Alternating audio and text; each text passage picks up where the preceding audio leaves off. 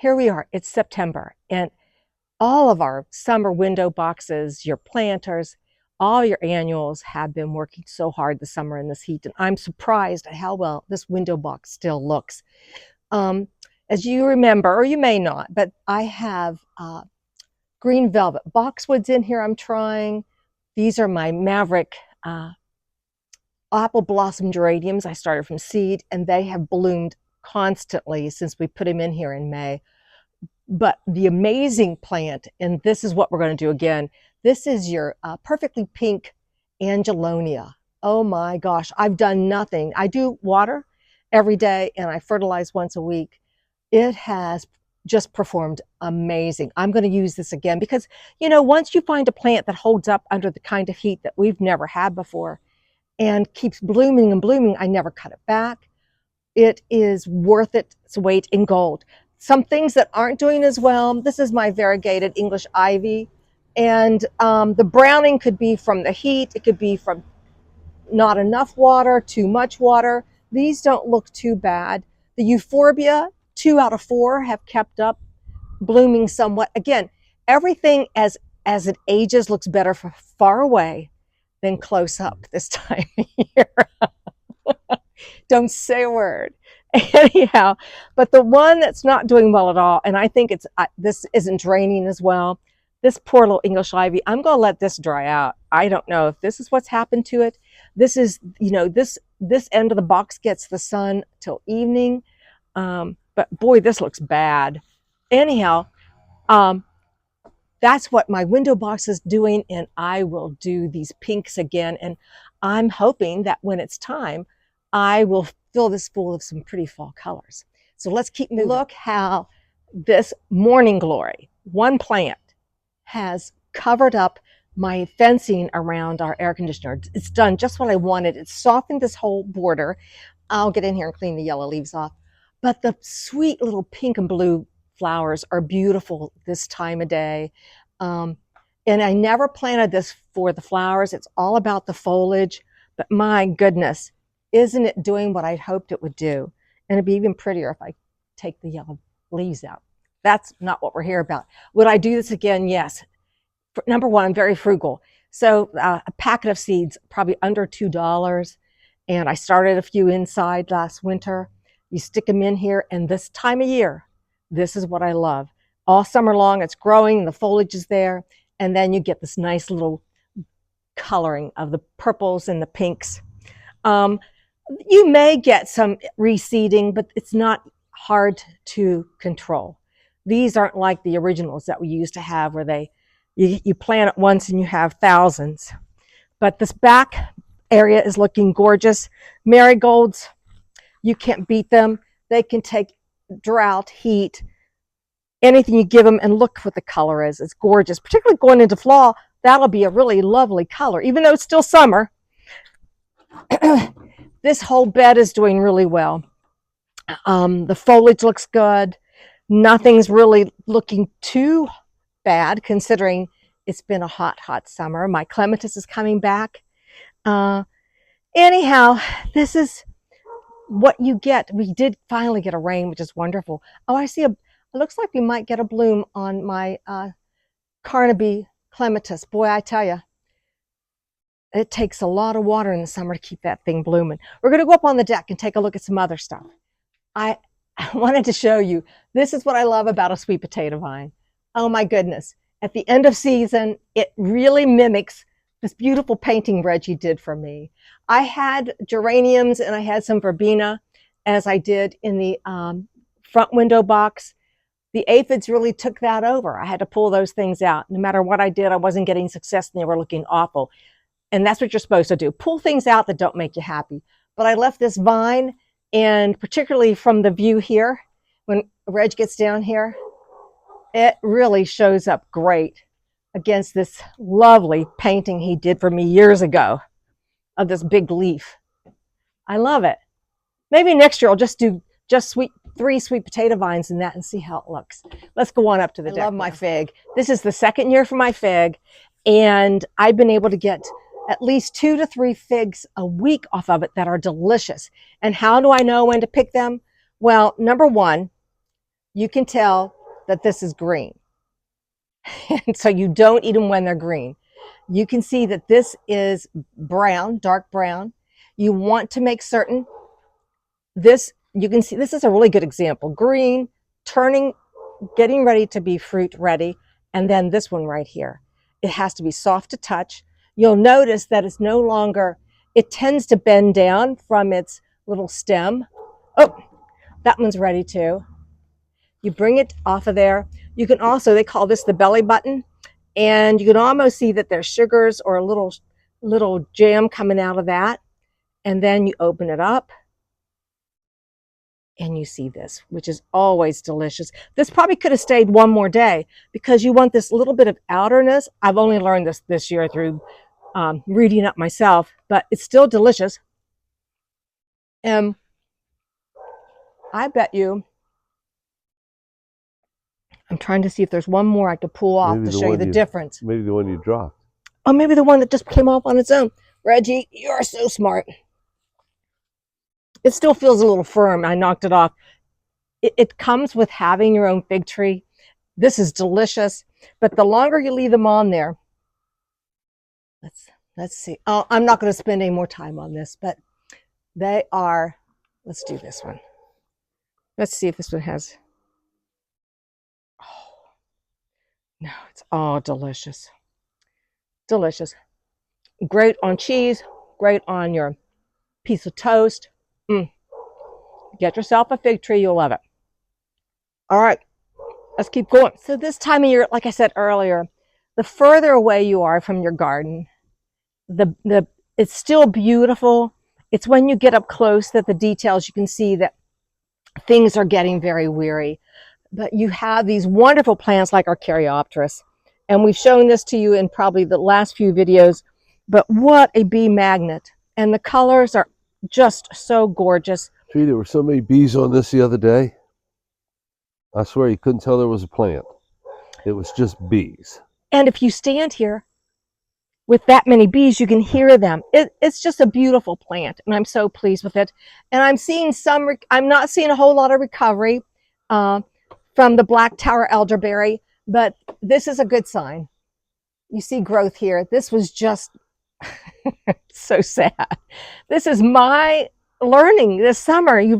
I've learned so much about the heat that I'll be so much more prepared next year for when and if it happens again. But come on down, because we're just looking at how things look into September and getting ready for the next transition, which takes you into fall, and you're just cutting back things. You're trying to decide what you're going to keep. And I'm real pleased with how we got through this summer. There are just so many things that are making me happy. And again, I always wait for this time of year for these are my morning glories, people. You cannot beat the price of the plant to soften an area. And what a good morning to see the pretty flowers that are coming out on it. And it's high. My iceberg rose, you can see it has a few blooms, but I've mentioned I don't spray. The Japanese beetles got into them, but there's a few blooms coming out on it. And this hides that ugly until it's time to cut it back. The other thing going on is these are my Roby Rogers Fat Man beans. And last Monday, I didn't see any beans down here. And in a week's time, look at this. I'm going to do some harvesting today of my beautiful beans. Get a pot of beans. Look at this. This is gorgeous. We planted these. This was the end of June when I planted these seeds from Sherry. And I'm going to get harvest. Look at all these beans. So I'll be able to harvest enough for a good supper tonight. And they will probably continue to bloom until we get a good frost. Nice harvest. Swiss chard's all back. Still got tomatoes going on too. And we have tomatoes that are coming on. These are my West Virginia hillbilly tomatoes that are all going to be ripening. Yay. It's all good so much. And peppers still I have. The things that are really doing well are my echinacea. They have just done so well. I'm glad to see in here I can see my clematis coming back. So we may see some blooms on it this fall. I'm excited about that because I had to cut it back. My clematis didn't take the heat as well as I was hoping they would. This island bed, from going from sad to give it enough time, it grew back. Makes the colors look great. I was just, again, when you had to cut things back so early in July because of the heat, I wasn't prepared for how I would feel about it. And now it's to see some green, it just is so helpful for the gardener to see that. I still haven't decided on what transition is going to happen here, but I know what's going to happen. but as the weather changes, then I may too change. You know, change is good, never easy. You can see that oh, the sedums are doing great. These were the first young blooms, and they got hot. They got hot. Now this is what your sedum autumn joy looks like when it's mature. This beautiful light pink, the green. This is a plant that everyone should have, regardless of where you live, because it's always in color. It's just a strong, sturdy plant. It can take the drought, although I did water once a week. Once I started killing things, I realized I had to start watering. I was relying on Mother Nature to show up, as I've always done. And you always can't do what you've always done because it doesn't always work. But now I know. I'm going into the end of this season much wiser. My little shrub roses blooming. The zinnias, they're the workhorses right now. I'm so impressed with the white phlox, how it keeps coming back. But again, when you stand and look at the little pergola here and the way that this morning glory vine has really created that peak. I don't think we've ever had our morning glory vine do this, Reg, where it actually goes to the peak and comes down the other side. And I find that so pretty this morning looking at that. So that there are so many pluses. Everything that I've transplanted, I've kept watered, and they're doing great. But I do this peony hedge hides the things that have been cut off. And that's part of when you're down in the garden, when you're not looking at it from above, you can see the particular things that just aren't as pretty. But it's nice to have a hedge of something that blocks your eye and makes you look at the taller things that are in bloom. One rose that is looking spectacular, and I just saw that, Reg, is this knockout rose. Oh my, it hasn't looked this pretty all summer. And look at all the buds. Beautiful, beautiful. It's a multi-pink petal, and this is the best it's looked all summer. I'm so pleased with it. I'm going to be saving seeds from my cleomes for a friend, and I love seeing my verbena bonaerensis in here. It's showing up. It's got that airy look. It adds a nice little color, but it doesn't block your view of anything. September. When did that happen? All my little transplants on my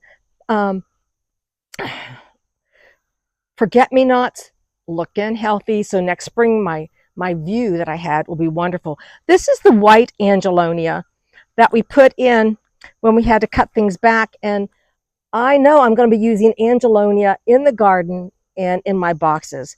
What an amazing annual. It's the same plant. It's the same plant. I'll use a more colorful one. I bought these because they were only $1, not $4.99 or whatever, to fill in a spot and to see how it does in the garden. And I'm really pleased because I will probably use that in my garden as an annual with whatever color I decide for next year. We had some strong winds with the grasses, and I had to tie them up. I could take time this fall and braid those a little higher, and I may do that just for something fun to do because I like to keep my grasses up through the winter because once they start bringing their seed heads out, I leave that out for the birds.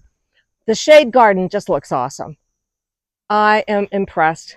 What watering regularly and putting these impatiens in here, that is a nice thing to think about for next year. The other thing I like too, I cut back this sedum because every other year it would flop over, and look how nice it is standing up. I start seeing this color.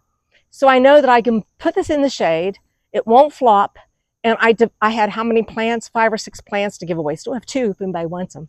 So anyhow, we'll keep going around here. Everything's looking a little weary. You know, I wait on the frost sometimes to kill back my hostas unless they start looking ugly, and then I'll just come in and cut them back. That's what I like to do. But the shade garden has stayed really looking so good after we got those one of those ferns out that were looking bad. I'm glad we did that sooner than later. Again, that rose, Zephyrin Druin, I can see some buds on it. It's not the prettiest thing, but it's still being able to produce a pretty flower. Everything in here is looking great. I can't complain about anything in the shade garden. I'm impressed with how well it has stayed looking fresh all through the heat of the summer. But that is how the garden looks here in September. Don't look closely, look at it from afar, and the beauty is still there. Now we just have to start thinking, okay, you know, what's on our list of things we know we're going to keep? We need to buy a little extra, we're going to dig out. Now's the process to begin of thinking about the next transition, which is fall. So anyhow, that's how the garden looks in September. And I'm sure yours is starting to look a little weary too, but it's still beautiful.